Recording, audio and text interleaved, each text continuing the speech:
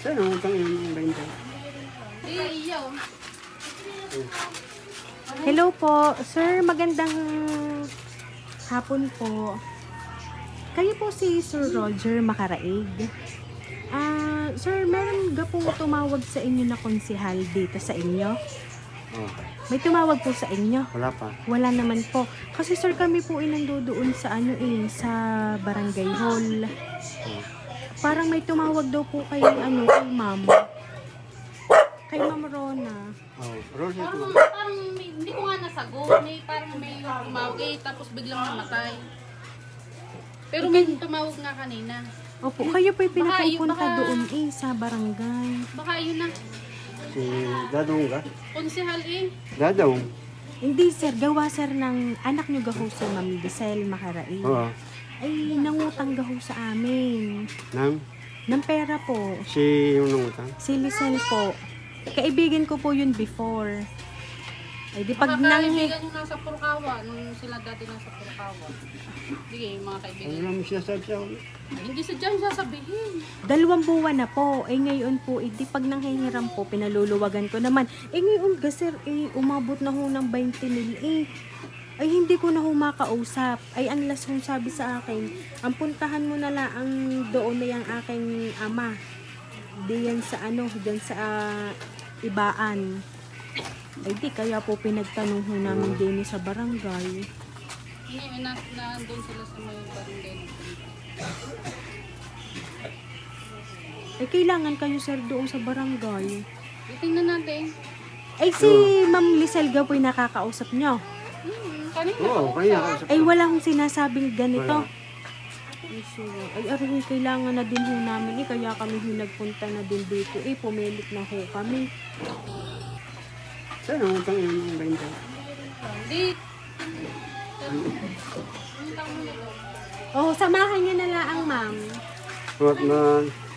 Sige po. Ay, paano yun, sir? Mababayaran niyo ho kaya? Yung 20,000 tatay. Tatawag pa yun do? Tatawag pa ako do? Itatawag niyo muna ha. Oo. Sayang ho ang aming punta din Ari sir, tingnan nyo. Surprise! Happy birthday! Ayan, so Sir Roger, happy birthday po! Ayan, at dahil pinakaalala po ng birthday nyo ngayon, sir.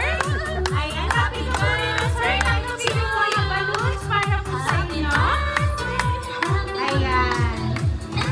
At ngayon, sir, makakatanggap ka po, sir, ng award 5,000 money bouquet. Ayan.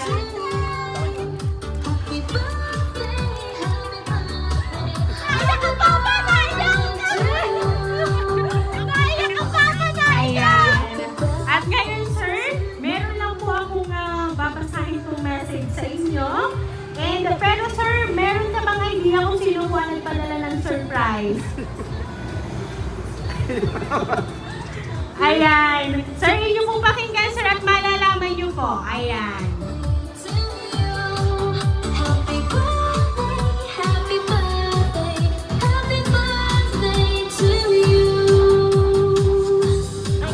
Una sa lahat, happy birthday sa iyo, Papa. Naway na pasaya kita sa munti kong sorpresa. Salamat, Papa, sa mga sakripisyo mo para sa amin. Pasensya na kung minsan napapagsabihan kita kapag nagagalit ako sa inyo. Kasi dati, naramdaman ko na parang hindi mo pinapahalagahan ang pamilya natin. Siguro, dahil na din sobrang daming problema na dumating sa ating pamilya, pero ngayon okay naman na. At kahit ganon, hindi ako nagtanim ng galit sa'yo.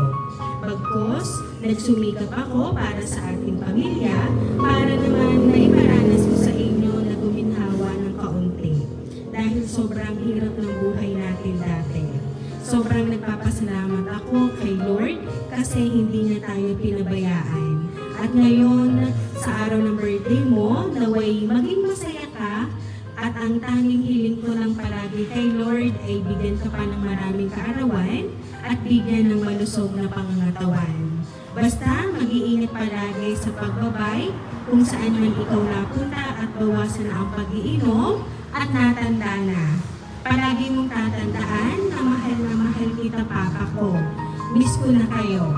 Bawi ako pag uwi ko after 2 years galing ng Taiwan. Hanggang dito na lang, nagmamahal ang mabait mong anak, Lisel. Ayan. Si Ma'am Lisel po talaga ang nagpahatid ng sorpresa pong natanggap niyo na ngayon.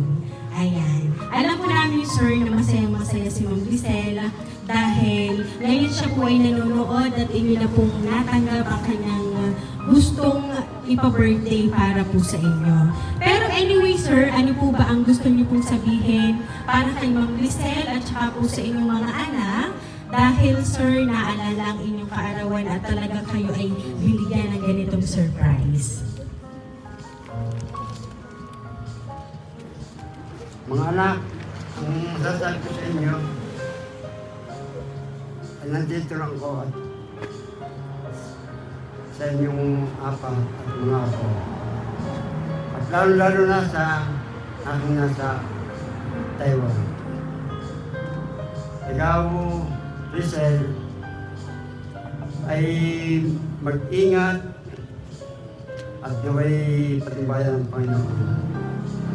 At sa mga pinupuntahan mong garaan, mga kwan, ay mag-iingat ka sana dyan. Yun lang, maraming salamat. Ayan. So, Tatay Roger, sabi po ni Ma'am Lisel, inyo daw pong bawas-bawasan na ang pag-iinom ha, kasi natanda na. At gusto niya po ay marami pang birthday ang dumating sa inyo at malusog na pangangatawan. Ayan. So, kaya naman, Sir Roger, once again, happy birthday!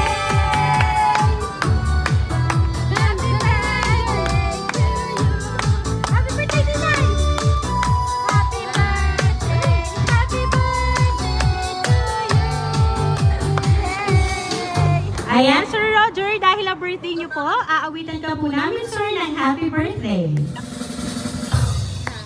Happy birthday to you.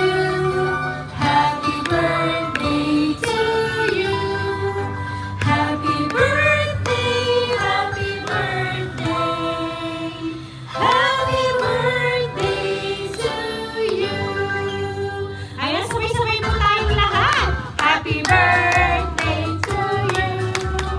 Happy birthday to you.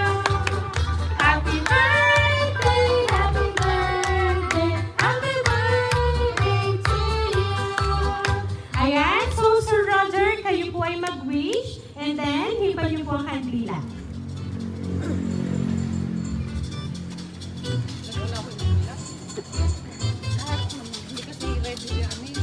Ang wish ko po ay nga po pagkaloob ng Panginoon ko ang aking buhay at saka para lumaki pa ang birthday. Para sa ganun, kapag po maging malakas ang aking katawan. Nag-review ka nga pala. Ayan, kung maganda po, sir. Yung wish.